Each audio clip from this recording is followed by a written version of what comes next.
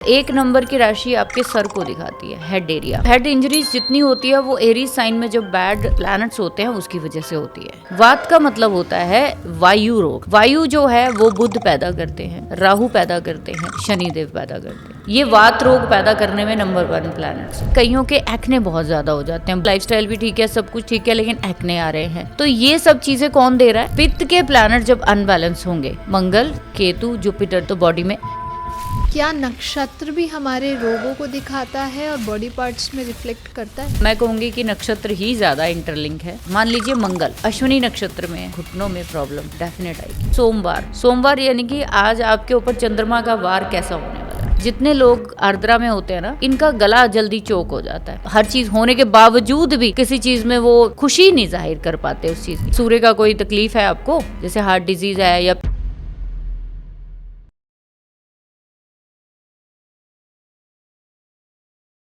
Welcome ma'am, कैसे हैं आप? बहुत बढ़िया। आप बताइए ज्योति, आप कैसे हो? बिल्कुल बढ़िया। एंड जब भी आपसे मिलते हैं, एक नई चीज़ जानने की एक जिज्ञासा हमें हमेशा एक एक्साइटेड और एक एनर्जेटिक बनाए रखती है। तो आज मैम जो मैं आपके लिए लेके आई हूँ वो बहुत यूनिक है, लेकिन बहुत आजकल सुनने में बहुत आ रहा है कि आयुर्वेदा में कहा जाता है कि वात पित्त कफ, और ये हमारी ज्योतिष में जो हमारे नक्षत्र हैं या हमारे प्लैनेट्स हैं, हमारी राशियां हैं, ये कैसे दिखाते हैं, ये कैसे इंटरलिंक्ड है।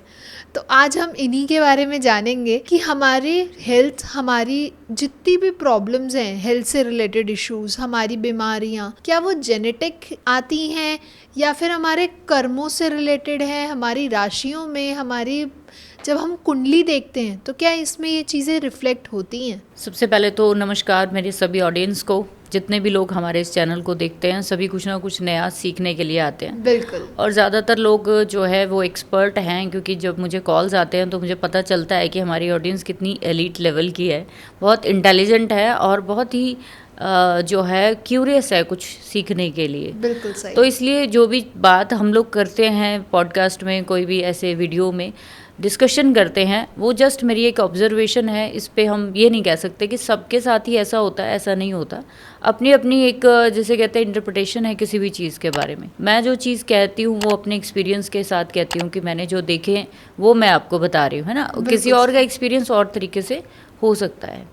आपने बात की कि आयुर्वेदा और ज्योतिष, या फिर ज्योतिष और हमारी सेहत दोनों कैसे जुड़े हुए हैं, इंटरलिंक कैसे है। बिल्कुल सही। तो मैं कहूँगी कि दोनों एक ही सिक्के के दो पहलू हैं। अच्छा। अगर हम कहें कि ज्योतिष आयुर्वेदा के साथ जब तक नहीं जुड़ेगा या आयुर्वेदा ज्योतिष के साथ नहीं जुड़ेगा, आप अपनी हेल्थ को कभी समझ नहीं सकते। अच्छा। जब मेडिकल एस्ट्रोलॉजी की बात आती है तो बहुत सारे लोग जब कुंडली देखते हैं या दिखाते हैं किसी को, तो वो ज़्यादातर लोग ये नहीं समझ पाते कि ये रोग की जड़ जो है ये डायरेक्ट है या इनडायरेक्ट है। अच्छा। अब आप सोचेंगे कि डायरेक्ट और इनडायरेक्ट क्या होता है, तो सबसे पहले लोगों को मैं ये बता दूं, जितने भी हमारे स्टूडेंट्स हैं, कि 2 तरह के रोग होते हैं ज्योति हमारे जीवन में, हमें मिलते हैं 2 तरह के। एक होता है प्रत्यक्ष और एक होता है अप्रत्यक्ष। वो कौन कौन से हैं? जैसे कि मान लीजिए कि प्रत्यक्ष का मतलब डायरेक्ट यानी बाय बर्थ डिसऑर्डर। ओके। ठीक है, जो हमें दिखाई दे रहे हैं, जैसे किसी का स्पेशल चाइल्ड होना, है ना, कि उसको मेंटली डिसऑर्डर कोई जन्म से ही है। किसी का कोई आँख में रोग होना जिसका कोई इलाज ही नहीं है। ऐसे रोग जो कि इलाज के बिना है लेकिन बाय बर्थ है। ठीक है, कुछ ऐसे रोग होते हैं, इसको हम जेनेटिक रोग भी कहते हैं। इन रोगों का इलाज करना सबसे मुश्किल है। ये तो वो रोग है जो आपको बाय बर्थ मिलने ही मिलने हैं। कहाँ से आ रहे हैं? कुंडली से भी ज़्यादा आपके ब्लड में आ रहे हैं, आपके जो जीन्स पे आ रहे हैं। ठीक है, जैसे माता पिता को बहुत स्किन एलर्जी रही है तो बच्चे को भी होगी। ओके। कोई अगर फैमिली में किसी को बहुत सारी जो है वो, जैसे हमने पिछले पॉडकास्ट में पीसीओडी वाली में बात की थी कि अगर किसी की दादी नानी या परदादी को, किसी को पिछले 4-5 जनरेशन से हार्मोनल इशू आ रहे हैं तो आगे भी आएंगे। ये एक चेन सिस्टम है जो आपके पास आ रहा है। दूसरे तरह का रोग होता है अप्रत्यक्ष। अप्रत्यक्ष का मतलब ये होता है जो हमें दिखाई ना दे। मतलब फिर रोग कैसे पता लगेगा? तो उसका मतलब ये है कि वो रोग जो आप पैदा होने के बाद खुद अपने कुंडली के योगास के अनुसार क्रिएट कर लेते हैं। अच्छा। जैसे कि मान लीजिए कि किसी के चार्ट में अगर कोई बैड योगा है किसी भी तरह का, है ना, चंद्रमा नीच का है, मान लो वो अष्टम राशि में है या अष्टम घर में है, सूर्य नीच का है या शुक्र नीच का है, तो अब ये प्लैनेट क्या करेंगे अपनी दशाओं में, आपको इन प्लैनेट से जुड़ी हुई क्या देंगे, रोग देंगे, बीमारियां देंगे। लेकिन देंगे क्या ये आपको पता नहीं चलेगा। आपको वहाँ पे सिर्फ और सिर्फ एक आभास होगा कि ये हो सकता है। जैसे हम शुक्र के लिए बहुत सारी चीज़ें मल्टीपल देखते हैं कि ये जेनिटल पार्ट्स को दिखाता है, आपके जो है हार्मोन्स को दिखाता है, आपके स्पर्म एंड एग्स को दिखाता है, यूट्रस को दिखाता है, लेकिन उसके साथ साथ फिर बीमारी आएगी कहाँ? तो ये बीमारी वहाँ आएगी उस समय जहाँ आपने जनरेट करी है पिछले कई सालों से। तो अप्रत्यक्ष रोग वो हो गए जो आपने जनरेट करने हैं अपनी कुंडली के अनुसार, जो टाइम टू टाइम दशाओं के अनुसार आपके सामने आ जाएंगे।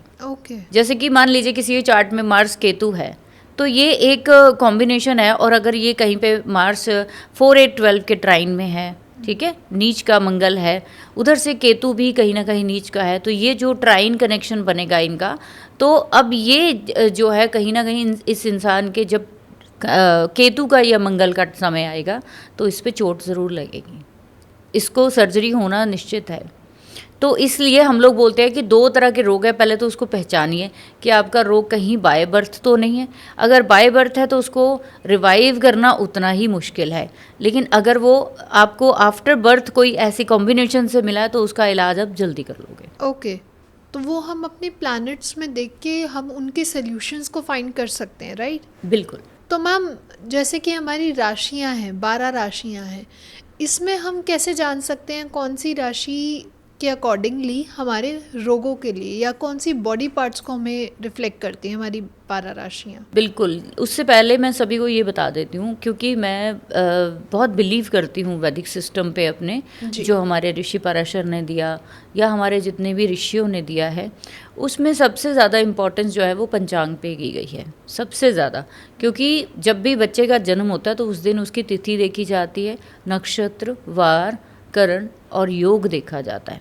ये 5 चीज़ें देखी जाती हैं जो उसके जीवन में 5 तत्वों को दिखाती है। अगर ये 5 तत्वों में से एक भी तत्व अनबैलेंस है तो उसको हेल्थ इश्यू ज़रूर होगा, क्योंकि एक अगर अग्नि कम है तो डाइजेस्टिव सिस्टम कमज़ोर होगा, कॉन्फिडेंस कम होगा, डिप्रेसिव जल्दी हो जाएगा। जल तत्व अगर कम है तो वो बंदा जो है वो रूड हो सकता है या फिर ओवर इमोशनल हो सकता है, ऐसा कहा जाता है। इसी तरीके से मैं कहूँगी कि जब भी आप रोग की पहचान करने जा रहे हो कि ये बाय बर्थ है या कैसे है, तो पंचांग उसमें बहुत हेल्प करता है। अगर पंचांग में 5 में से कोई एक भी आपकी चीज़ें खराब हैं, कोई भी तत्व इधर उधर है, तो फिर वो चीज़ आपको ठीक करने में कई साल लग जाते हैं, क्योंकि वो आपको कहीं ना कहीं परमानेंट सेटअप मिला होता है आपको कि इतना ही पानी मिलेगा, इतना ही आपको अग्नि मिलेगी, इतनी वायु मिलेगी, इतना आकाश मिलेगा, इतनी ही पृथ्वी मिलेगी। अब जब किसी इंसान को फिक्स चीज़ें मिलती हैं, उस बाउंड्री से बाहर आना उसके लिए काफ़ी डिफ़िकल्ट हो जाता है। तो इनमें से कोई भी चीज़ अगर अनबैलेंस है तो उसकी शांति या पूजा करवाई जाती है, ठीक है। अब आगे आपने जैसे बोला कि हमारी कुंडली तो बहुत इम्पॉर्टेंट है ही, क्योंकि अगर मैं कहूँ तो कई टाइम से देख रही थी कि हमारी कुंडली को हम लोग 1, 2, 3 ऐसे 12 भावों में डिवाइड करते हैं, लेकिन अगर आप ट्रेडिशनल कोई अगर बहुत पुराना ग्रंथ पढ़ोगे या कोई बुक पढ़ोगे, उसमें कहा गया कि कुंडली असल में ऐसे नहीं बनती थी। अच्छा। कुंडली असल में नक्षत्र बेस पर बनती थी कि आपका जन्म जो है वो किस नक्षत्र पे हुआ, वो नक्षत्र आपके लगन में लिखा जाता था। उसके अकॉर्डिंग 27 नक्षत्रों को 12 भावों में बांट दिया जाता था। फिर आपकी वो सारी चीज़ों का सिस्टम जो है वो क्रिएट किया जाता था कि ये समय पर ये होगा।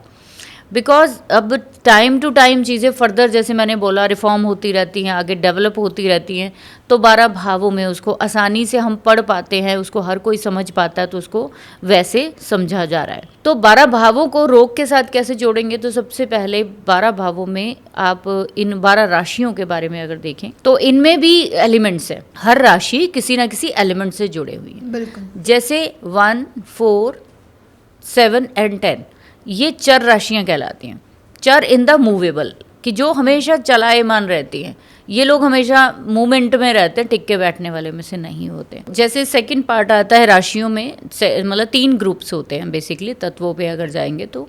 जैसे मैंने बोला कि पहला पार्ट आता है 1, 4, 7, 10 का, तो ये चर राशियाँ हो गई, हमेशा मूवमेंट में रहने वाली। दूसरा इसका पार्ट आता है 2, 5, 8 एंड 11। ये वो राशियाँ जो कि स्थिर राशियाँ हैं, यानी फिक्स हैं, इन्होंने इधर उधर नहीं हिलना। जब भी कोई रोग इनमें आ गया, इन राशियों में या इन बॉडी पार्ट में, वो इतनी जल्दी ठीक नहीं होगा। तीसरा पार्ट आता है 3, 6, 9 और 12 में। जब आप देखोगे कि ये ड्यूल साइन है, ड्यूल साइन की आधा इधर आधा इधर, ये जो हम इसको अगर कहें तो ये लोग 50-50 चलते हैं, स्थिर भी हो सकते हैं और मूवेबल भी हो सकते हैं। तो दोनों क्वालिटीज़ इनमें होती है, तो ये कभी भी अपना एरिया जो है वो चेंज कर सकते हैं। इसीलिए आप देखोगे कि जब भी कोई रोग इन राशियों से देखा जाता है तो वो इसी तरीके से देखा जाता है। जैसे 1, 4, 7, 10 में अगर कोई प्लैनेट बैठा है तो वो आपको उस तरीके से रोक देगा, यानी कि आएगा और जल्दी चला जाएगा। तो अगर फिक्स राशियों में बैठा है तो आएगा तो फिर बैठ ही जाएगा, जाएगा नहीं वो, ठीक है। और तीसरे पार्ट में आएगा तो जा भी सकता और नहीं भी जा सकता, ठीक है। इस तरीके से हम इसको एक आसान भाषा में, लेमन लैंग्वेज में हम बोल रहे हैं। बिल्कुल। अब उसके बाद अगर हम बात करेंगे कि अगर इन बॉडी पार्ट्स से कैसे रिलेट करता है, तो 1 नंबर की राशि आपके सर को दिखाती है, हेड एरिया। तो हेड इंजरीज जितनी होती है वो एरीज साइन में जब बैड प्लैनेट्स होते हैं उसकी वजह से होती है। ओके। उसके बाद आप सेकंड राशि जो होती है 2 नंबर की, वो आपके ये नेक एरिया दिखाता है, वो उसके एरिया को पूरा नेक एरिया, आपके कान, ये सब चीज़ें 2 नंबर राशि से। 3 नंबर राशि में आपके शोल्डर, आपके हाथ, आपके पूरी आर्म्स जो है वो पूरा आपका 3 नंबर की राशि हो गई। 4 नंबर में ब्रेस्ट एरिया और आपका यहाँ तक लोअर में, जहाँ तक आपका जो है लिवर भी बीच में ही आ जाता है, आपका हार्ट भी यहीं पे आ जाता है। बहुत सारे लोग 5 नंबर से हार्ट जोड़ते हैं, लेकिन अगर देखा जाए तो हार्ट 4 नंबर से ही शुरू होता है।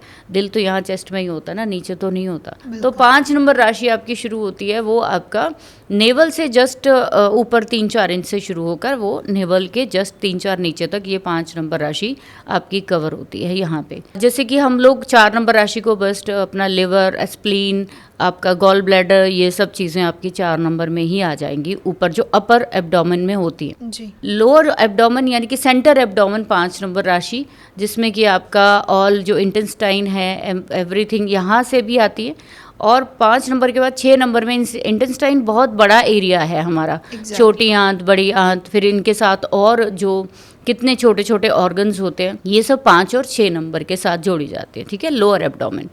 अब आपका हिप एरिया जो आता है वो आपका 7 नंबर, यानी कि आपका जहाँ पे आपके यूट्रस होता है, आपके हर्निया होती हैं, जहाँ पे ये वाला जो पार्ट होता है अपना नेवल से जस्ट नीचे 4-5 इंच का एरिया जो होता है वो आपका 7 नंबर का होता है, ठीक है। उसके बाद 8 नंबर के एरिया आपका होता है जो आप डिस्कार्ड करते हो जिस एरिया से अपनी, वो बाहर का एरिया जो होता है, जैसे कि हम यूरिन पास करते हैं या फिर हम स्टूल पास करते हैं, वो सारा एरिया 8 नंबर राशि से जोड़ा जाता है।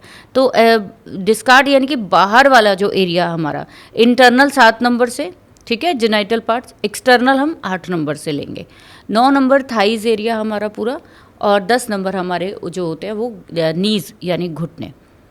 11 नंबर हमारी पिंडलियाँ, जिसको हम काफ मसल्स बोलते हैं, काफ लाइन बोलते हैं अपनी, और 12 नंबर हमारे जो है वो पैर हो जाते हैं। तो अब ये सीधा सीधा हम लोग देख सकते हैं कि आपकी अब ये राशियाँ, मान लो कि किसी की कुंडली में 1 नंबर अष्टम घर में है, ठीक है, अष्टम घर में है, यानी कि 8th हाउस में है।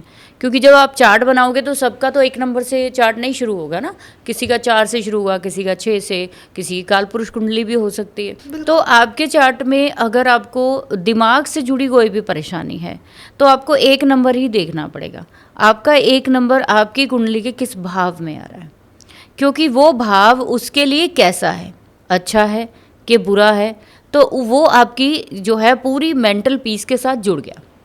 तो आपके दिमाग में, या किसी के भी बच्चा, जब कोई स्पेशल चाइल्ड होता है, कोई भी उसको दिक्कत आ रही है चीज़ की, तो उसको 1 नंबर देखना पड़ेगा। क्योंकि आप अगर सोचें ना तो हमारा सारा कुछ जो स्टार्ट होता है वो यहीं से होता है। तो हमारा जो ऑक्सीजन है वो कहीं ब्रेन में मैसेज देता है, तो सारा हमारे जो सेंसेस है वो जाग जाती हैं, है ना, यहीं से सारी कमांड जाती है। तो जब भी ऐसा कुछ कि कोई इंसान समझ नहीं पा रहा, पढ़ नहीं पा रहा, वो चीज़ों को रिलेट नहीं कर पा रहा, एक्सप्रेस नहीं कर पा रहा, 1 नंबर की राशि को देखेंगे, ठीक है। ऐसे ही 2 नंबर में, जैसे मैंने बोला, वाणी के लिए आपकी ज़ुबान कैसी है, आप बोलते कैसे हो, आप एक्सप्रेसिव कैसे हो, फेस वैल्यू आपकी कैसी है, तो ये सब चीज़ें हम सीधा सीधा अपनी कुंडली में देख सकते हैं। और क्योंकि बेसिक सबको पता है कि कौन सा प्लैनेट जो है वो किस राशि में अच्छा होता है, ये सब अवेलेबल है गूगल पे, इस पे इतनी सिर खपाई किसी को करने की ज़रूरत नहीं है, वो डाउनलोड कर सकते हैं कि किस राशि में कौन सा प्लैनेट उच्च का होता है। तो सीधा सा मेरा यहाँ पे एक्सप्लेन करने का मतलब ये है कि आप लोग देख सकते हो कि आपके किस बॉडी पार्ट में इस समय प्रेजेंट में दिक्कत आ रही है, तो वो आपके अगर उस पार्ट में बाय बर्थ डिसऑर्डर है तो उसको हम प्रत्यक्ष रोग कहेंगे कि उसको ठीक करना आपके लिए कहाँ से ठीक है। जैसे पोलियो हो गया किसी को, है ना, तो वो बाय बर्थ हो गया, तो बाय बर्थ के बाद ही वो शुरू होती है ना प्रॉब्लम जैसे, लेकिन वो कहीं ना कहीं जीन से ही प्रॉब्लम जुड़ी हुई होती है कि जिसका इलाज करना बहुत मुश्किल हो जाता है ना, तो वो सब चीज़ें। ठीक है। तो मैम ये जो हमने अभी 12 भाव 12 राशियों की बात करी, तो ऐसे ही क्या 9 प्लैनेट्स भी हमारे अलग अलग बीमारियों को रिफ्लेक्ट करते हैं? जैसे हम लोग आयुर्वेदा में देखते हैं कि 3 तरह के जो सिम्टम्स, 3 तरह के जो चीज़ें चेक करी जाती हैं, जिसमें हम बोलते हैं पहला वात, फिर पित्त, फिर कफ। हम लोगों की बॉडी में भी आयुर्वेदा के अनुसार 3 तरह के एलिमेंट्स के अनबैलेंस होने से अप्रत्यक्ष रोग आते हैं, यानी कि आप खुद क्रिएट करते हो। वात आप खुद पैदा कर लेते हो, ठीक है, पित्त आप खुद पैदा करते हो, और कफ आप खुद पैदा करते हो। ये आपकी बॉडी में जब आप पैदा होते हो सब बैलेंस ही आता है। आप अब आके कुछ ना कुछ ऊपर नीचे अपना डाइट को जब उल्टी सीधी चीज़ें खाते हो या कोई भी अपना लाइफस्टाइल गलत चूज़ कर लेते हो, तो ये सारी अनबैलेंस हो जाती है, ठीक है। 9 के 9 प्लैनेट्स जो हैं वो कहीं ना कहीं आपके वात, पित्त और कफ से जुड़े हुए हैं। ये ज्योतिष सब्जेक्ट इतना ज़्यादा बड़ा है कि मैं चाहूँगी इस पे हम दूसरा पार्ट भी लेकर आए, अगर लोग इसको पसंद करेंगे, क्योंकि आज के समय में लोग दवाइयाँ खा के, है ना, लाइफस्टाइल को कितना ही चेंज करेंगे। अगर हम एक बुजुर्ग की बात करें, उसको लाइफस्टाइल चेंज करने के लिए बोले, वो कर सकता है? नहीं कर सकता ना, बहुत मुश्किल है। लेकिन अगर हम उस व्यक्ति को ये समझाएं कि आपके लिए ये चीज़ इस तत्व की ख़राब है, आप इसको छोड़िए, तो वो शायद जल्दी ठीक हो सकता है। तो हमें अपने एलिमेंट्स को समझना पड़ेगा जो आपके पंचांग बताते हैं और आपके प्लैनेट्स बताते हैं। तो आप अपने एलिमेंट्स को बैलेंस करिए। हम सारा जोर जो है आज के समय में वास्तु में सिर्फ घर में बैलेंस करने में लगा रखा है। अपनी बॉडी को पहले बैलेंस करिए, तो देन वो चीज़ें आपको जल्दी ठीक करते होती मिलेंगी। तो वात की अगर बात करेंगे तो वात का मतलब क्या होता है? वात का मतलब होता है वायु रोग। वायु जो है वो हमारी जो ड्यूल साइन है वो पैदा करती है। वायु जो है वो बुध पैदा करते हैं, राहु पैदा करते हैं, और साथ के साथ हमारे शनिदेव पैदा करते हैं। ये वात रोग पैदा करने में नंबर 1 प्लैनेट्स है। जब भी आपके किसी भी राशि में ये प्लैनेट बैठे होंगे और जब ये दशाएं चलेंगी तो आपको वात रोग हो जाएंगे, यानी कि आपके ऑर्गन्स में, उस बॉडी पार्ट में दर्द शुरू हो जाएंगे। आपके जॉइंट्स जो होते हैं वो शनि से साथ ही जोड़े जाते हैं कि जो पेन्स देता है वो शनि की वजह से होती है, ठीक है। तो इसलिए हम देखते हैं कि वात जो है वो सीधा सीधा इन प्लैनेट से जुड़ता है, और स्पेशली जब शनि की दशाएं, राहु की दशाएं, या फिर आप कहेंगे कि बुध की दशाएं जब स्टार्ट होती है, तो आपकी बॉडी में ऐसे गैस और जो भी आपको फील होती है, बहुत एसिड तो मैं नहीं कहूँगी, गैसेस की जितनी प्रॉब्लम होती है, डाइजेस्टिव सिस्टम नहीं कहेंगे, एक, अगर आप हैरान होंगे इस बात को जानकर कि जो हम अपने खाया पिया जो हम एक्सक्रीट करते हैं, निकालते हैं अपनी बॉडी से, वो भी इन्हीं तत्वों की वजह से ही निकालते हैं। अच्छा जी, जब ये अनबैलेंस होगा तो वो कॉन्स्टिपेशन कर देगा। वो आपको, आपकी वायु टिक गई अंदर, इसी वायु के फ्लो से ही आपके इंटेस्टाइन में जो बबल्स बनते हैं, जिसको हम IBS की बीमारी भी कह देते हैं, या जब हो जाती है तो ये इन्हीं बबल्स के डिस्टर्बेंस से होती है। तो ये वायु जब तक आपके इंटेस्टाइन में, जो कि इतनी लंबी है, कई मीटर्स लंबी है, तो जब उनमें नहीं घूम पाती तो आपको कहीं क्या हो जाता है, कॉन्स्टिपेशन जैसी प्रॉब्लम हो जाएगी जी। तो आपका जो डिस्कार्ड करने का एरिया है वो सारा कमज़ोर हो जाएगा, वहाँ जा ही नहीं रही हवा। या जैसे इसको ये समझ लो कि एक पाइपलाइन में हवा से ही सब चीज़ें आपकी बॉडी में चल रही हैं। तो आप सोच के देखिए कि शनि जैसे प्लैनेट भी हमारे लिए कितने इंपॉर्टेंट हो जाते हैं कि अगर ये अनबैलेंस हुए तो आप बहुत सारी प्रॉब्लम्स को अंदर ही रोक के बैठ जाओगे। बिल्कुल सही। तो बाहर निकालने में इसका बहुत बड़ा रोल है, क्योंकि हमारी बॉडी देखो, हम सारा दिन खड़े रहते हैं या बैठे रहते हैं, इसमें अगर कोई फ्लो होगा किसी चीज़ का तभी तो वो बाहर आएगी ना। ऐसे कोई अंदर मशीन तो लगी नहीं है कि किसी चीज़ को हम बाहर निकाल दें, राइट। दूसरी चीज़, जैसे हम बोलते हैं पित्त, तो पित्त प्रकृति के 3 मेजर प्लैनेट्स हैं। एक तो हमारे मंगल, केतु, और मैं गुरु को भी पित्त प्रकृति में ऐड करती हूँ, क्योंकि मैंने देखा है कि जब किसी का एसिड बहुत बढ़ता है बॉडी में, या फिर बीपी बहुत हाई होता है, कई लोगों के चेहरे आपने देखे होंगे कि बहुत लाल रहते हैं, ठीक है, खून की कमी है फिर भी चेहरा लाल है, ठीक है। फिर आप देखोगे कईयों के एक्ने बहुत ज़्यादा हो जाते हैं, बॉडी पे एक्ने बहुत ज़्यादा होते हैं, बिना मतलब से उनका लाइफस्टाइल भी ठीक है, सब कुछ ठीक है, लेकिन एक्ने आ रहे हैं। तो ये सब चीज़ें कौन दे रहा है? ये आपको ये 3 प्लैनेट देंगे। ये आपकी बॉडी में हीट जो है जो आपके बढ़ा देते हैं। जैसे मैंने आपको बोला कि 5 एलिमेंट्स आपके पंचांग से मिलते हैं, यही एलिमेंट्स हमें ये जो हमारे प्लैनेट्स है वो देते हैं, है ना। तो पित्त के प्लैनेट जब अनबैलेंस होंगे, मंगल, केतु, जुपिटर जैसे जब खराब होंगे, तो बॉडी में एसिड बनेगा। जो आपने खाया पिया है उसमें से जो चीज़ें फिल्टर होनी है, सेपरेट होनी है, जिसके थ्रू आपका ब्लड बनना है, प्रोटीन बनना है, आपकी जो चीज़ें वेस्ट होके आगे निकलनी, वो नहीं हो पाएंगी, ठीक है। तो आपकी जीवन में कहीं ना कहीं ये चीज़ें रोकनी शुरू करेंगी। ओके। तीसरा पार्ट हमारा आता है कफ का। कफ बहुत इंपॉर्टेंट है। आपने देखा है कि आपको भी बहुत ज़्यादा रहती है हमेशा, तो अभी तो ठीक लग रहे हो। तो जैसे मैंने आपको भी उस समय एडवाइस किया था कि हम लोग कह देते हैं कि ठंडी चीज़ों से कफ होती है, वो ठीक है, 1% वो चीज़ ठीक है, लेकिन एक्चुअली आपके चार्ट में अगर देखा जाए तो शुक्र और चंद्रमा, उनके अनबैलेंस होने से आपके जो ये कफ प्रवृत्ति है जो बढ़ती है। अच्छा। शनि तो उसमें बढ़ाते हैं, शनि तो उसको रोकते हैं। जो कफ जम जाती है यहाँ पे, वो बाहर नहीं निकल पा रही, तो शनि और चंद्रमा, कफ नहीं निकल पा रही, सांस नहीं ले पा रहे, ब्लॉकेज फील हो रही है, शनि और चंद्रमा। ये जो ब्रीदिंग सिस्टम पूरा है, ये जुपिटर का है, जो हमें सांस दे रहा है, प्राण वायु दे रहा है, जो जिंदा रखे हुए हैं, ये तो गुरु है, ये तो ठीक है। लेकिन उस गुरु की सांस को रोकने वाले शनि है, उस गुरु की सांस को चलाने वाले जो है वो चंद्रमा और शुक्र है। जब ये सारे प्लैनेट्स कहीं पे डिस्टर्ब होते हैं, कफ बढ़ जाता है। तो चंद्रमा यानी कि पानी और शुक्र भी पानी, तो ये दोनों चीज़ें फूड को दिखाती हैं। तो जब ये दोनों चीज़ें होंगी तो ये ऐसा इंसान ज़रा सा भी ठंडा ले लेगा, ज़रा सा भी सर्द गर्म हो गया, यानी कि ठंड से उठे गर्मी में चले गए, गर्मी से उठे ठंड में चले गए, ज़रा सा भी मौसम चेंज हुआ, ये कैप्चर हो जाएंगे, ये कैप्चर हो जाए, जल्दी बीमार हो जाए। तो प्रोन टू कफ है। तो हर प्लैनेट से आप प्रोन टू डिजीज देख सकते हैं कि ये बंदे को किस बीमारी का सबसे पहले पंगा खड़ा होगा। तो वो उस चीज़ को हम जो है वो इग्नोर कर सकते हैं। इसी समय पर हमारी चीज़ें काम आती हैं कि जैसे आपने देखा होगा कि छोटे बच्चा जब होता है तो उसको ना चंद्रमा पहनाया जाता है, मोती पहनाया जाता है। मैंने ज़्यादातर कल्चर्स में देखा है कि वाइट थ्रेड या चेन तो इवन चांदी की पहनी ही होती है। चंद्रमा हमारे पंजाबी और हिंदू कम्युनिटी में तो बहुत ही देखा है मैंने कि वो तो पहनते ही हैं चेन। उसका रीज़न यही होता है कि जो आपके अर्ली 12 साल होते हैं ना, उसको बालारिष्ट योग होता है। वो योग जो है बच्चे की जो हेल्थ के लिए बहुत खतरा होता है उस योग में। 12 साल तक उसकी जान पे बन सकती है, उसको मृत्यु तुल्य कष्ट आ सकते हैं।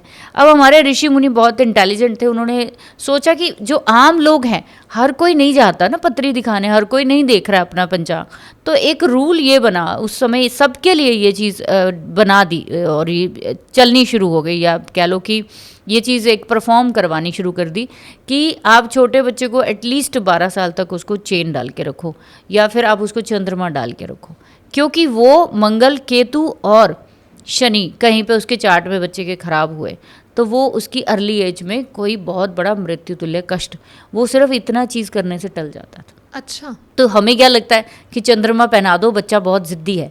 तो बच्चा ज़िद्दी इसलिए होता है क्योंकि बाय बर्थ उसके योग कुछ ऐसे होंगे कि वो ज़िद्दी होगा, लेकिन वो करने से उसका वो कटना शुरू हो जाता है, राइट। तो ये हमारे 9 ही प्लैनेट है, 9 प्लैनेट्स ही हमारे हर एलिमेंट को जो है वो डिसाइड करते हैं। और जब आप अपनी बॉडी में देखते हो कि इनमें से कोई भी चीज़ आपको कफ ज़्यादा हो रहा है, यानी कि ठंड ज़्यादा लग रही है, तो शुक्र चंद्रमा को देखिए, ठीक है। एसिड बहुत हो रहा है तो गर्म प्लैनेट जो हमारे महाराज है मंगल है, केतु है, और जैसे मैंने जुपिटर बोला, बहुत सारे लोग सूर्य को भी लेते हैं, सूर्य को भी ले सकते हैं हम लोग, क्योंकि वो भी मोस्ट हीटेड प्लैनेट जो है वो है।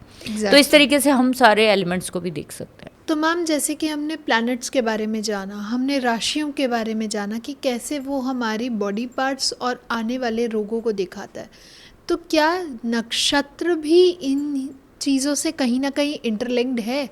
क्या नक्षत्र भी हमारे रोगों को दिखाता है और बॉडी पार्ट्स में रिफ्लेक्ट करता है? जैसे आपने बोला कि नक्षत्र जो है वो क्या इंटरलिंक है, मैं कहूँगी कि नक्षत्र ही ज़्यादा इंटरलिंक है। अच्छा। हम लोग अगर ज्योतिष में हैं और जो लोग बहुत डीप जानते हैं वो जानते हैं कि जो राशि होती है, जो भाव होता है किसी कुंडली का, वो उसका घर होता है। एक घर मान लीजिए उसको, ठीक है, एरिया मान लीजिए, ज़मीन मान लीजिए, एक घर है, उसमें बिल्डिंग जो है वो राशि की होती है। बिल्डिंग बना दी उस एरिया में, बिल्डिंग जो है वो आपकी है, ठीक है, दो चीज़। अब उस बिल्डिंग में रहने वाले लोग, उसमें प्लैनेट आ गए, उन लोगों का स्वभाव कैसा है वो नक्षत्र बताते हैं। तो आप ये समझ लीजिए कि अगर आपको तह तक जाना है बीमारी की, अपने जीवन की, तो आपको नक्षत्र तो देखना ही पड़ेगा। ओके। ये एक लास्ट स्टेज है किसी भी चीज़ की, एक डीप इनसाइट देता है डीप ये। इनसाइट है। तो मैं हमेशा कहती हूँ कि ज्योतिष एक लेयर पे काम नहीं करता। ज्योतिष की प्रेडिक्शन क्यों हम असफल हो जाते हैं, क्योंकि ज्योतिष 4 से 5 लेयर्स में जाकर आपको एक प्लैनेट के बारे में कुछ बताने की कोशिश करता है। उसमें भी आप समझ कितना पाते हो वो चीज़ है। तो लोग क्या कहते हैं कि बस डेट ऑफ बर्थ देख लो और बात कर दो, हमें बता दो किसी तरीके से। लेकिन आप सोच के देखिए कि अगर एक प्लैनेट एक राशि में जब बैठता है, एक भाव में बैठेगा, पहले कालपुरुष है उसकी प्रेडिक्शन, फिर राशि में उसकी प्रेडिक्शन, फिर वो नक्षत्र में उसकी प्रेडिक्शन, तो ये कितने लेवल तक एक ही प्लैनेट की प्रेडिक्शन जा रही है। ऐसे ही जब हम रोग को देख रहे हैं, जैसे हम लोग राशियों को देख रहे हैं कि 1 नंबर की राशि जो है वो सर को दिखाती है, ऐसे ही जो आपके नक्षत्र 27 जो है हमारे, वो भी हमारे किसी ना किसी बॉडी पार्ट में डीपली जुड़े हुए हैं। और हम सीधा सीधा नक्षत्र पे जाकर ये देख सकते हैं कि इस बॉडी पार्ट में वो नक्षत्र रोग डेफिनेट देगा जब वो दशाओं में आएगा। अब वो प्रत्यक्ष भी हो सकता है और अप्रत्यक्ष भी, जैसे मैंने स्टार्टिंग में बोला, जेनेटिक भी हो सकता है और बाय जो आपका नेचर आपने क्रिएट किए हैं वो भी हो सकते हैं। जैसे हम लोग बोलते हैं अश्विनी नक्षत्र जो है वो घुटनों के साथ जुड़ा हुआ है आपके चार्ट में। अच्छा। आपका कोई भी प्लैनेट अगर मान लीजिए मंगल अश्विनी नक्षत्र में है ना, तो अश्विनी नक्षत्र ये बता रहा है कि जब भी मंगल की दशा आएगी आपके घुटनों में प्रॉब्लम डेफिनेट आएगी। तो ये सीधा सीधा चोट लग सकती है। आप राशि से देखिए, बिल्कुल देख सकते हो, ठीक है, लेकिन उसके साथ साथ अगर आप और डीप इनसाइट चाहते हो तो वो आपको यही बताता है। जैसे कहा जाता है कि अश्विनी नक्षत्र में अगर किसी के रोग शुरू होता है, अगर मान लीजिए बुखार चढ़ा है किसी को अश्विनी नक्षत्र में, तो वो या तो 1 दिन में ठीक हो जाएगा, या 9 दिन लेगा, या वो 25 दिन लेगा। अच्छा। तो ये 25 दिन तक वो बुखार खींच सकता है। तो तो ऐसा हमारे क्यों? ऐसा इसलिए क्योंकि हर नक्षत्र का एक अपना, जैसे मैंने बोला, एलिमेंट है, अपना स्वभाव है, उसकी अपना एक एरिया है काम करने का। तो जब वो आप देखोगे कि कोई भी नक्षत्र एक जैसा काम नहीं करता, हर एक दूसरे, जैसे हम लोग कहते हैं कि केतु के ही 3 नक्षत्र हैं, अश्विनी, मघा और मूला। तीनों ही केतु के नक्षत्र अलग अलग रोग देंगे। है तो केतु, तो आप अपने चार्ट में सिर्फ केतु को देखते रहोगे, लेकिन केतु एक्चुअली आपकी बॉडी में इंटरनली कहाँ पे काम कर रहे हैं वो केतु के नक्षत्र ही बताएंगे, ठीक है। तो रोग की जहाँ तक बात आती है, तो मैं हमेशा कहती हूँ कि आप जब पंचांग देखेंगे तो सबसे पहले अपना नक्षत्र देखिए, ठीक है, उसके बाद अपनी तिथि देखिए, आप उसके बाद अपना जो है डे देखिए कि वार कौन सा है आपका, ठीक है। वैसे वार किसको कहते हैं? अटैक को बोलते हैं जी। असल में एक्चुअल वजह यही है कि हम लोग बोलते हैं सोमवार। सोमवार यानी कि आज आपके ऊपर चंद्रमा का वार कैसा होने वाला है, अटैक कैसा होने वाला है। ओह। एक्चुअली इसका मतलब ये है, मंगलवार को हम बड़े खुश होते हैं, जाके हनुमान जी को हम चढ़ाते हैं, और मंगलवार ही किसी का एक्सीडेंट होता है, मंगलवार ही किसी को चोट लगती है, राइट। तो आपके चार्ट में अगर मंगल देव जो है वो अप्रसन्न है, तो मंगलवार को मंगलवार तो होगा। तो वार का जो सीधा सा मतलब जो निकलता है वो ये निकलता है कि आपके ऊपर वो हावी होगा वो प्लैनेट उस दिन। इसलिए मैं बोलती हूँ कि डे लॉर्ड या तिथि लॉर्ड की आप फास्टिंग करिए अपने जीवन में। उस दिन आप सात्विक रहिए, अपने आप को सहज रखिए, कोई ऊट पटांग के कामों में इन्वॉल्व मत करिए, ठीक है, नहीं तो आपके लिए बहुत सारी प्रॉब्लम्स वो क्रिएट कर देता है। तो नक्षत्रास का बहुत बड़ा हमारे जीवन में रोल प्ले करता है हमारी हेल्थ के पॉइंट ऑफ व्यू से।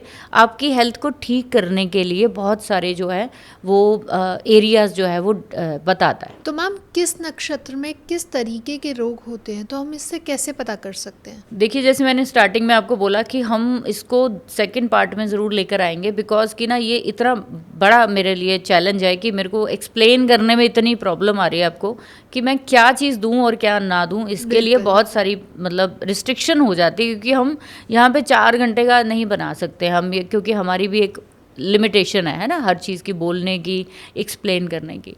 बट जैसे कि आर्द्रा नक्षत्र के लिए कहा जाता है कि जितने कफ रोग होते हैं, जितने लोग आर्द्रा में होते हैं ना, इनका गला जल्दी चोक हो जाता है। जैसे ये लोग रोते बहुत ज़्यादा, हर चीज़ में रोते हैं, हर चीज़ में रो के इन्होंने चीज़ वो लेनी है, ठीक है।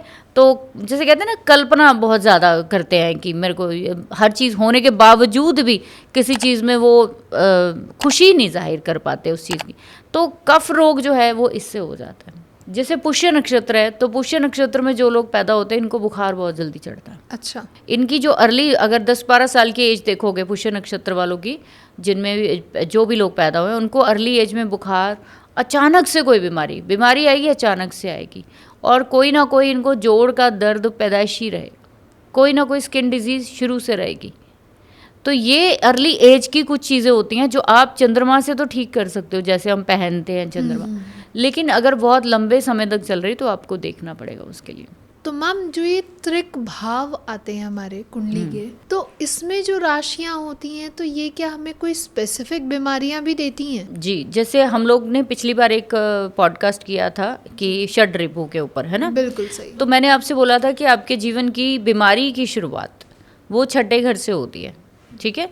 छठा घर आपकी बीमारी को इनिशिएट करता है सबसे पहले, उसके बाद वो बढ़ती है 7वें घर से, और उससे भी ज़्यादा बढ़ती है वो 8वें घर में, और एंड होता है जाके 12वें घर में। जब किसी इंसान को, जब हम त्रिक भावों की बात करते हैं, तो मेडिकल एस्ट्रोलॉजी में त्रिक भावों का बहुत बड़ा रोल है।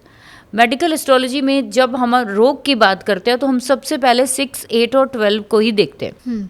अगर उस समय उन किसी भी इंसान के नेटल चार्ट में या फिर गोचर में कोई भी ऐसा मैलेफिक प्लैनेट गुजर रहा है, तो वो इस इंसान को, या तो वो रोग छठे घर में है तो रोग शुरू करवा देगा, 7वें में है तो वो उसमें उसको तंग करेगा, अब वो कर रहा होगा, लेकिन 8वें में वो एक्सट्रीम लेवल पे पहुंच जाता है, जिसकी वजह से आपको हॉस्पिटलाइज तक होना पड़ता है। तो रोग के लिए ये जो 6, 8, 12 का जो बताया गया है, ये तीनों त्रिक भाव जो बताए गए हैं, ये रोग के लिए बहुत ज़्यादा ज़रूरी है।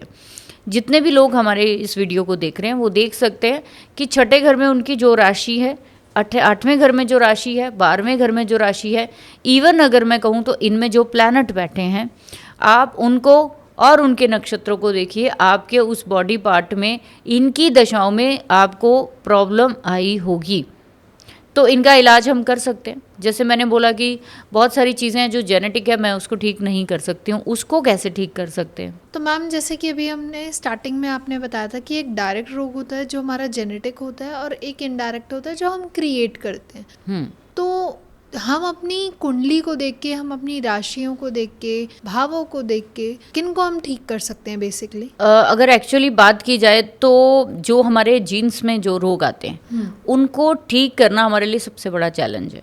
जो हमारे लाइफस्टाइल से, जैसे कि अगर आपके चार्ट में मान लीजिए मार्स केतु है, और मैं आपसे ये बोलूँ कि आप बाइक मत चलाइए, या फिर आप कोई भी गाड़ी चलाते हो ध्यान से चलाइए, आपके होने के चांसेस बहुत ज़्यादा जब दशा आएगी। तो ज्योतिष का फ़ायदा क्या है? ज्योतिष का फ़ायदा ये नहीं है कि आपको हम किसी चीज़ से जो है वो बचा ही लेंगे 100%, लेकिन अवेयर ज़रूर कर सकते हैं। हम लोग उस बंदे को ये तो ज़रूर बता सकते हैं कि इस पर्टिकुलर टाइम पे आपके साथ ये मिस हैपनिंग हो सकती है, तो आप उसको रोक सकते हो, ठीक है? थोड़ा केयरफुल हो सकते हैं। हम उसको एक सोच, हो सकता है कि वो सीधा कहीं पे जा रहा है तो हम उसका रोड चेंज करा दें कि इधर से जाइए, स्लो जाइए, स्पीड इतनी स्पीड पे जाइए, ठीक है, ये आप अपने साथ सेफ्टी मेजर्स लेकर जाइए, तो वो नेचुरल है वो चीज़ बचेगी, है ना, उसकी ज्योतिष इतना है। उसकी इंटेंसिटी 100 ना होके 10% पे यस बिल्कुल, तो चोट तो लगेगी, ऐसा नहीं कह सकते हैं। जो आप लिख के आए हो, प्रारब्ध है आपका, जो आपके संचित कर्म है, वो तो होगा ही जी। तो इसलिए जब रोग ठीक करने की बात आती है तो मैं हमेशा बोलती हूँ कि ये कलयुग है, ये कलयुग है। यहाँ पे हर प्लैनेट का जो आपका मंत्र की जो संख्या बताई गई है वो अलग अलग है, ठीक है, लेकिन वो जितनी संख्या बताई गई है इस समय पर वो संख्या काम नहीं करेगी। इस समय आपको उसका 4 हिस्सा, 4 गुना पार्ट जो है वो आपको चैंट करना पड़ेगा या करवाना पड़ेगा।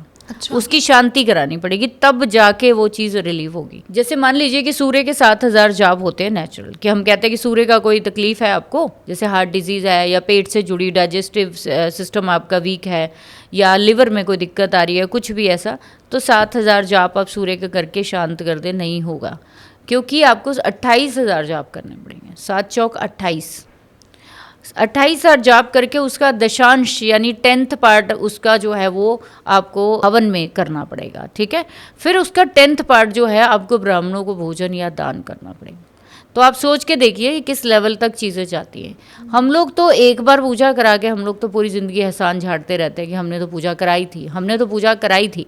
लेकिन आप सोच के देखिए ना, सैटर्न राहु, मून राहु, सन केतु, कुछ ऐसे कॉम्बिनेशंस आप लेकर पैदा हुए हैं, तो आपका एक बार करने से आपका पार पड़ जाएगा? Never ever. यही वो रोग है जो आपकी चंद्रमा होता है, वो मोस्ट इम्पॉर्टेंट प्लैनेट है, सूर्य मोस्ट इम्पॉर्टेंट, आपका असेंडेंट का लॉर्ड मोस्ट इम्पॉर्टेंट। इन तीनों को आप अगर देख रहे हो अफ्लिक्शन में है, एक बार की हुई पूजा काम नहीं करेगी। ये वो दिखाता है कि आपको अब कंटिन्यूस पर ईयर जब तक हो जब तक करते रहो। ये वो पाप है जो आपको बार बार जो है वो धोना पड़ेगा। ये वो हमारा कुछ कर्सेज है जिसकी वजह से आपको health issue, mentally torture, physical torture, या फिर मैं कहूँ इसी की वजह से फिर हमारा फाइनेंशियल जो हमारा प्लेटफॉर्म है वो भी हिल जाता है, राइट। कोई इंसान कमा ही नहीं पा रहा, रोगी हो गया तो क्या कमाएगा, है ना, तो अब उसकी पूरी फैमिली डिस्ट्रॉय हो गई एक तरह से। यार तो होता भी है कि जो कमाता है वो सारा तो उसके परेशानियों में उसके तो हम 4 तरह से रेमेडी करते हैं। एक तो हम हो गया कि वैदिक रेमेडी यही है जो हमें जन्मों जन्मों के बंधनों से मुक्त कराता है। जैसे मैंने बोला 4 गुना आप उसका पाठ करवा के फिर उसका दशांश करके जो भी चीज़ें मैंने आपको एक्सप्लेन की। दूसरा होता है जल प्रवाहित। अगर आप किसी भी तरीके से अभी इंस्टेंट बहुत ज़्यादा रोग है तो आप उस चीज़ को जो है वो प्रवाहित कर सकते हो, ठीक है। उसकी प्रवाहित करना भी आपको रेगुलर पड़ेगा, वीकली प्रवाहित करना पड़ेगा या फ्रिक्वेंटली मंथली प्रवाहित करना पड़ेगा, तब आपको रोग कम होगा। अच्छा। तीसरा तरीका होता है जिसको हम थोड़ा तामसिक में ले लेते हैं कि आपको उसकी चीज़ें जला दीजिए, थोड़ी बहुत आधा चम्मच लेकर जलाना शुरू कर दीजिए। जैसे शनि यानी वात रोग बहुत ज़्यादा हो रहा है तो हम क्या कहते हैं, काली दाल मत खाइए। आयुर्वेदा में सबसे पहले वात की चीज़ें मना की जाती हैं कि फूल वाली चीज़ें नहीं खानी, ब्लैक चीज़ें नहीं खानी आपको, ठीक है, दाल जिसमें वायवादी वात वाली चीज़ें नहीं खानी, है ना, अरबी नहीं खानी, ये सब चीज़ें हम मना करते हैं। तो अगर हम प्लैनेटरी कहेंगे तो हम कहेंगे कि आप कोशिश करिए कि डेली जो है थोड़ा सा आधा चम्मच उड़द की दाल लेकर जलाना शुरू करिए। ये एक वो पार्ट है कि आपकी एनर्जी को वो कम करेगा, लेकिन ये कुछ समय तक करना है, रेगुलर नहीं करना होता है, ठीक है। चौथी तरह की चीज़ें होती हैं कि आपको पालना कर लेनी चाहिए। पालना यानी कि आपको उस चीज़ के अगेंस्ट नहीं जाना चाहिए। अगर आपकी बॉडी जो है कफ प्रवृत्ति वाली है तो आपको अवॉइड करना चाहिए, आपको कुछ ऐसी डाइट फॉलो करनी चाहिए, खाना कुछ ऐसा करना चाहिए जिससे कि आपको वो चीज़ों से रिलेटेड कभी रोग ना आए। अब अगर वही प्लैनेट का आप एंटी जाए जा रहे हैं, वो तो चाह रहा है कि आप बीमार हो, वो तो आपकी कुंडली में लेकर बैठा है कि आप बीमार हो जाएं, लेकिन आप क्यों ऐसा हरकत कर रहे हो, है ना। एक और तरीके से आप कर सकते हो, आप चाहें तो हम अपने जीवन में जैसे कि मैंने देखा कि स्टोन्स पहन लेते हैं हेल्थ इशू के लिए, बिल्कुल, लेकिन मैं कहूँगी स्टोन पहनने से पहले 1000 बार सोचिए, अच्छे से उस पर ऑब्जर्व करिए, फिर स्टोन पहनिए। स्टोन पहनना है तो आप सेमी प्रीशियस पहनिए, आप डायरेक्ट कोई महंगा स्टोन मत पहनिए। सेमी प्रीशियस यानी कि जैसे कि हम लोग आजकल ब्रेसलेट देखते हैं या फिर एमेथिस्ट है, टर्मलाइन है, या फिर आप देखते हो कि बहुत सारे ग्रीन एवेंचर है, लेकिन आप यदा कदा कुछ भी मत पहनिए। तो आपके जाने अनजाने में पहनी हुई चीज़ें जो है वो कहीं ना कहीं आपके शोल्डर्स को फ्रीज कर सकती हैं, आपको स्किन डिजीज़ दे सकती हैं, आपको जो चलने फिरने से जो है वो कर देंगी, बिल्कुल स्टॉप लगा देंगी आपके जीवन में। ओके, तो इट मीन्स न्यूट्रलाइज्ड क्रिस्टल्स हम यूज़ कर सकते हैं। यस, तो हमें एकदम से बहुत हाई प्रोफाइल चीज़ों में नहीं जाना चाहिए। बिल्कुल सही। मैं हमेशा बोलती हूँ कि जब आप कोई चीज़ की रेमेडी कर रहे हो तो ऑब्जर्व करिए, एटलीस्ट किसी ने भी दी हो, चाहे मैंने दी है चाहे किसी ने भी, 1.5 महीना तक 43 डेज तक उसको ऑब्जर्व करिए कि वो कैसा काम कर रही है। ठीक है, अगर आपकी हेल्थ इशू में सुधार आ रहा है दैट्स ओके, ठीक है, उतने दिन करिए, फिर बंद कर दीजिए, हमेशा करने की ज़रूरत नहीं है। दूसरी चीज़ कि कभी भी किसी रोग का हल सिर्फ उपाय से नहीं हो सकता है। मैंने जैसे बोला, ये हेल्पिंग साइंस है हमारी, ये हमारी एक पैरेलल चलने वाली हमारी एक वो दीवार है जो आपके तक बीमारी को अब नहीं आने देगी अगर आप इसको फॉलो करते हो, और जितनी है उसको ठीक करने की कोशिश करेगी जी। लेकिन ये ठीक नहीं करेगी, आपकी बीमारी और आपके बीच में एक बाउंड्री क्रिएट कर देगी अगर आप इसको सही तरीके से करते हो। लेकिन कई लोग कहते हैं कि सिर्फ उपाय से ठीक हो जाएगा, नहीं, आप नेचुरोपैथ, आप आयुर्वेदा, आप होम्योपैथिक, आपको कैसी मेडिसिन्स लगेंगी, वो बहुत सारी चीज़ें जो हम अगले पॉडकास्ट में मैं ज़रूर बताऊंगी कि आपको मेडिसिन्स कैसी खानी चाहिए, किस प्लैनेट से जुड़ी हुई चीज़ें खानी चाहिए। और क्योंकि सारा कुछ जुड़ा तो दूसरे भाव से हुआ है, 2 नंबर राशि से, तो जैसा आप खाओगे 8 नंबर राशि जो स्टूल पास करने की जगह है, तो वो वहाँ से वैसा ही डिस्कार्ड करोगे। नेचुरल है। तो मैं ये मानती हूँ कि किसी भी इंसान की ज़िंदगी में अगर उसका फूड साइकिल रिकवर हो जाए, उसका जब खाने का स्टाइल चेंज होता है, तो फिर उसकी ज़िंदगी में कोई कमी नहीं रहती, चाहे पैसा हो, चाहे जॉब हो, चाहे करियर हो, एवरीथिंग जो है वो स्टेबल हो जाता है। बिल्कुल।